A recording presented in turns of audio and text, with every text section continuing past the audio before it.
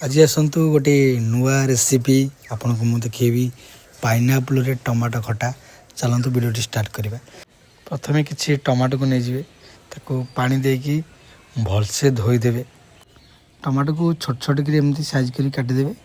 तापर आप घी कि रिफाइंड तेल ने ये शुखला लंका प्रथम ने शुखला लंका नाली हो फुटण को देदेवे।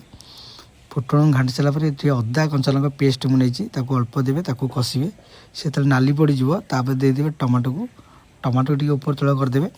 तापर देदेवे तेजपत्र तापर हलदी तापर देदेवे स्वाद अनुसार लुण ताकू भी एकाठी कर घाटी देवे। टमाटो को मैक्सिमम अध घंटा छाड़देवे। टमाटो जो मेल्ट होगी फिटिज 80% आप नड़िया देदेवे। एठी मु गुड़ नहीं आप गुड़ कि चीनी नहीं पारे।